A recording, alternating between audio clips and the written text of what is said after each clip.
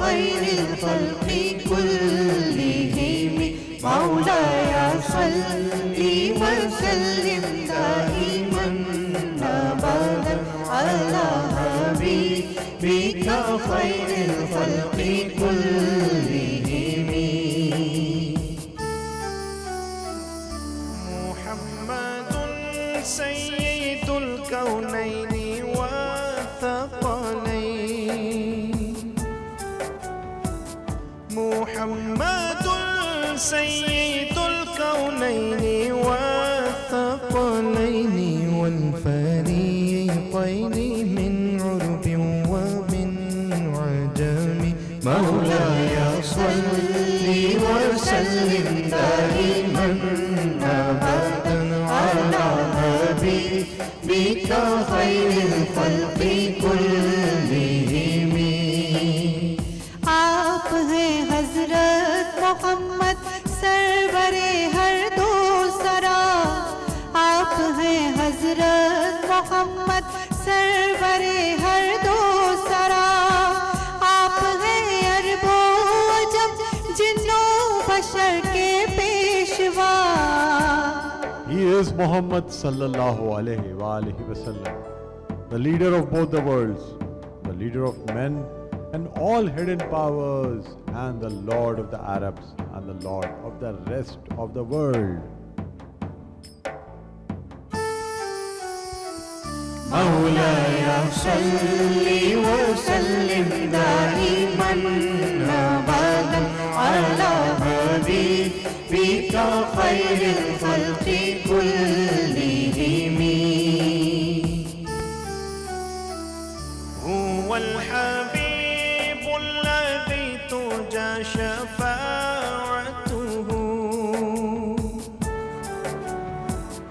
هو الحبيب الذي ترجى شفاعته لكل حول من الأحوال مقتحم.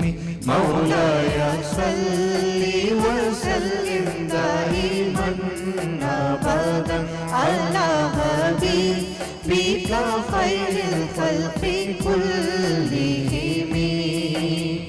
آپ ہیں محبوب حق اور شافع روز جزا، آپ ہیں محبوب حق اور شافع روز جزا.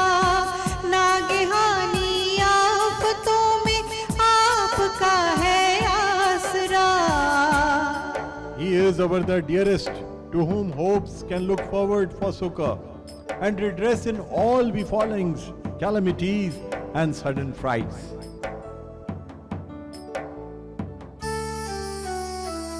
مولاي صل وسلم دائما أبدا على حبيبك خير الخلق كلهم. فإن من جودك الدنيا وضرتها،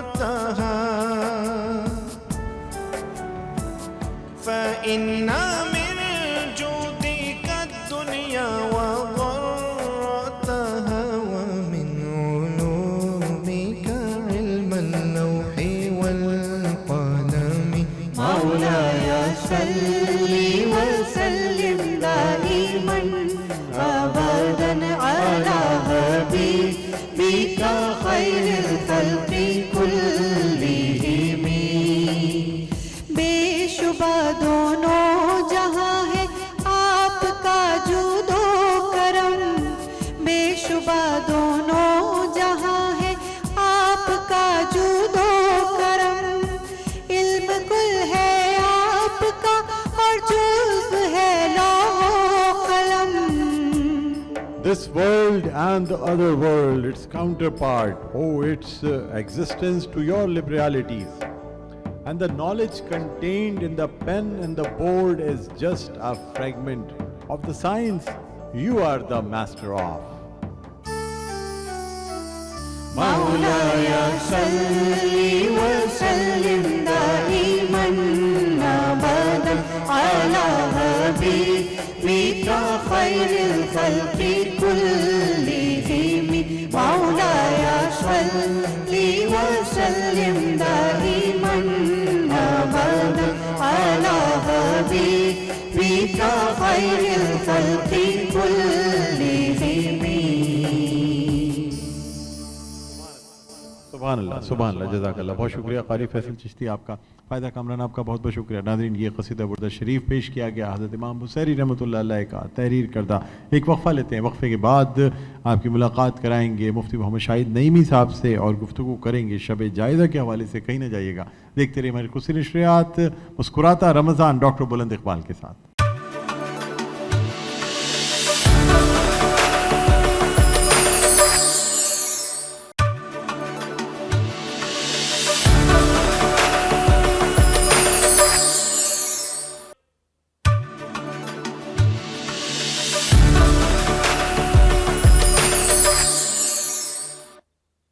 جی ناظرین ویلکم بیک. ایک دفعہ پھر آپ کو خوش آمدید کہتے ہیں. مسکراتا رمضان ڈاکٹر بلند اقبال کے ساتھ سیگمنٹ ہے اسلامک ٹاک, اور روزانہ کی طرح ہمارے ساتھ موجود ہیں مفتی محمد شاہد نعیمی صاحب.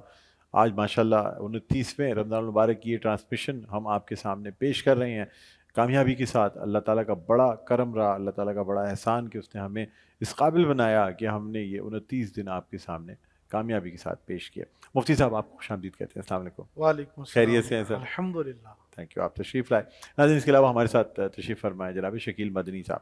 مفتی صاحب ہم آج گفتگو کریں گے شب جائزہ کے حوالے سے, اس لیے کہ رمضان المبارک کا تو تقریباً اختتام ہے. آج اگر چاند نظر آ جاتا ہے تو پھر کل عید ہوگی, اور عید کے حوالے سے آج کی رات جو کہ شب جائزہ ہے, جسے ہم چاند رات سمجھ کے مناتے ہیں, شاپنگیں کرنے جاتے ہیں, نہ جانے کیا کیا کرتے ہیں. مطلب رمضان میں ایسا ہمیں ایسا لگتا ہے جیسے شیطان نہیں, یہ عید کا چاند یعنی نظر آتے ہی جو ہے نا انسان یہ مسلمان آزاد ہو گئے.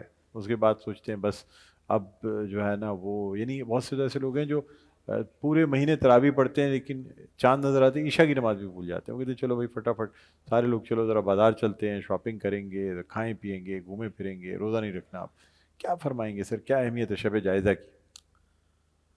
الحمدللہ وحدہ والصلاة والسلام علی من لا نبی بعد, اما بعد فاعوذ باللہ من الشیطان الرجیم, بسم اللہ الرحمن الرحیم, واما بنعمت ربک فحدث. صدق اللہ العظیم. اللہ تبارک و تعالیٰ قرآن مجید فرقان حمید میں فرماتا ہے, اور اپنے رب کی نعمتوں کا خوب چرچا کرو. اللہ رب العزت کا فضل اور اس کی توفیق سے اللہ نے یہ ماہ رمضان مبارک ہمیں عطا فرمایا. اللہ کی بے شمار نعمتیں ہیں جو اس نے اپنے بندوں کے لیے خاص اور منتخب فرمائی.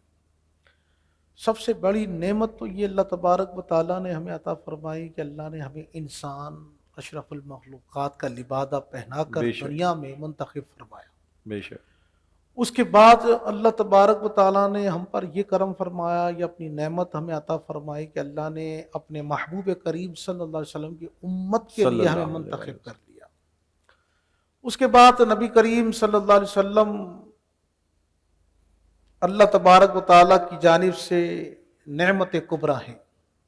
حضور سید عالم صلی اللہ علیہ وسلم کا دامن کرم ہمارے ہاتھوں میں ہے, اور اس کی چھما چھم نعمتیں, اس کی رحمتیں, برکتیں لوٹنے کا اللہ تبارک و تعالیٰ نے ہمیں جو موقع فراہم عطا فرمایا وہ ایک ماہ رمضان مبارک کی صورت میں عطا فرمایا. بے شک.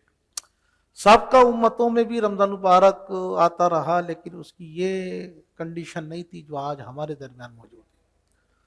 نبی کریم صلی اللہ علیہ وسلم نے صحابہ کرام کو ماہ رمضان مبارک کی ایک ایک لمحے کے متعلق ایک ایک اہم خبر دیتے چلے گئے.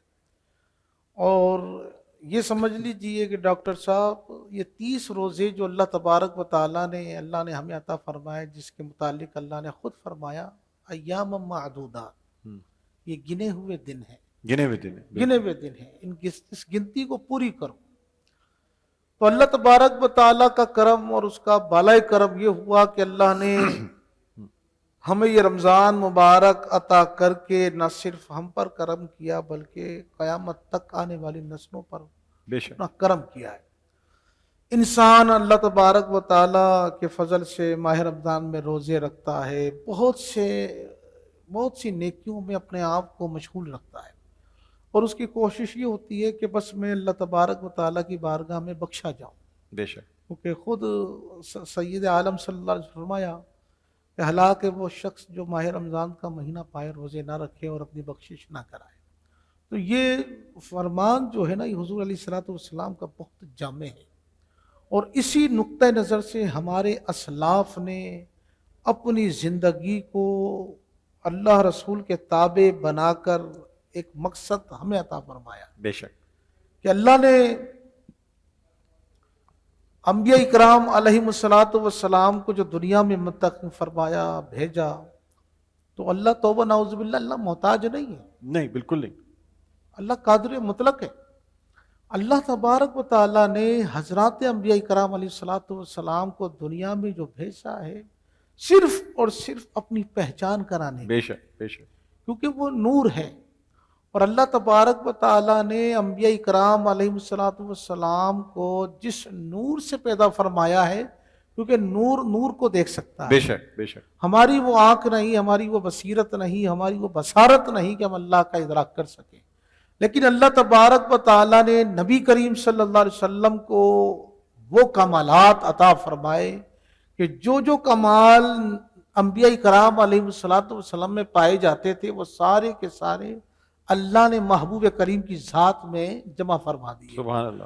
پھر نبی کریم صلی اللہ تعالی علیہ وآلہ وسلم نے صحابہ کرام کو جس راستے پر چلنے کا درس دیا، سب سے پہلے آپ نے عمل کر کے دکھایا کہ یہ نہیں کہ سرکار علیہ الصلوۃ والسلام آرام فرما ہیں اور صحابہ کرام کو سرکار نے اللہ کی گریہ زاری میں لگا دیا، بلکہ ایسا ہوتا تھا کہ سرکار صحابہ کرام کو فرماتے آرام کرو، کچھ رات کا حصہ آرام بھی کرو اور اللہ کی عبادت بھی کرو۔ سبحان اللہ۔ صحابہ کہتے ہیں کہ یہ سرکار کا فرمان ہمارے لیے تھا۔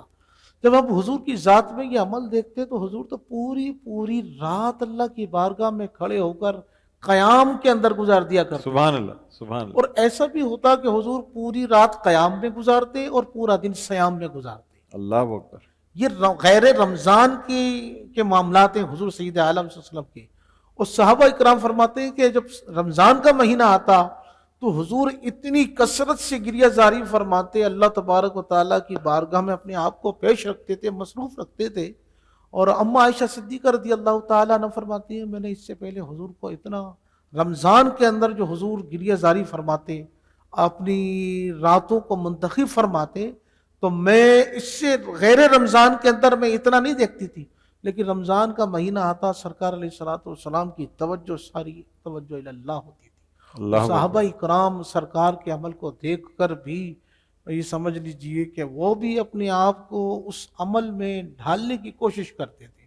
جب صحابہ اکرام کے عمل حضور دیکھتے حضور خوش ہوتے تھے اور فرماتے تھے کہ اللہ تم پر سلام بھیج رہا ہے، کیونکہ سورہ فتح کا آخری جو رکوع ہے، محمد رسول اللہ والذین معہ اشداء علی الکفار رحماء بینہم تراہم رکعا سجدا یبتغون فضلا من اللہ ورضوانا سیماہم فی وجوہہم من اثر السجود ذالک مثلہم فی التوراۃ فی الانجیل کزرع اخرج شطأہ فآزرہ فاستغلظ فاستوى علی سوقہ یعجب الزراع لیغیظ بہم الکفار وعد اللہ الذین آمنوا وعملوا الصالحات منہم مغفرۃ واجرا عظیما۔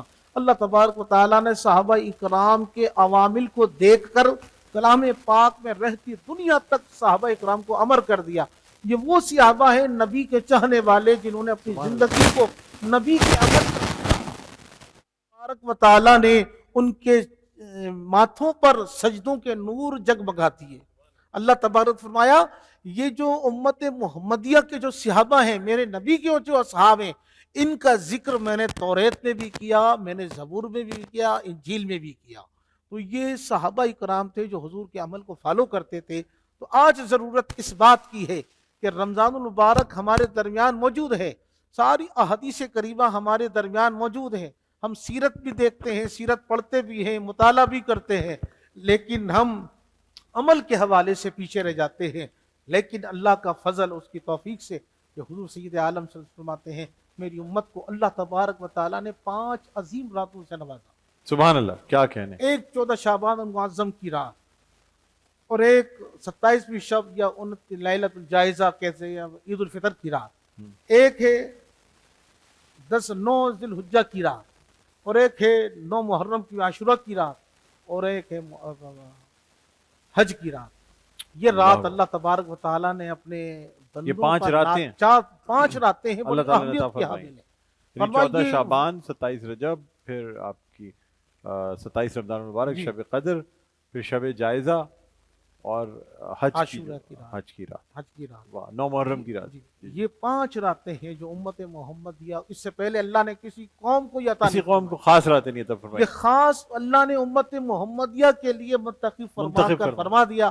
ٹھیک۔ اگر میرے بندے ان راتوں کو اگر بستر کو چھوڑ کر قیام کر لیں گے، کیا اور کہنے مجھے منانے کی کوشش کریں گے، تو اللہ کے رسول صلی اللہ علیہ وسلم فرماتے ہیں اللہ تبارک و تعالیٰ کو ان کو جنت اور جنت کے ساتھ اپنا دیدار عطا فرمائے۔ سبحان اللہ، سبحان، کیا زبردست بات کی آپ نے مفتی صاحب۔ اجازت دیں تو ایک چھوٹا سا وقفہ لینا چاہیں گے ناظرین، ایک چھوٹا سا وقفہ لیں گے، وقفے کے بعد دوبارہ آپ کی خدمت ناظر ہوتے ہیں، کہیں نہ جائیے گا، دیکھتے رہے ہماری خود سی نشریات مسکراتا رمضان ڈاکٹر بلند اقبال کے ساتھ۔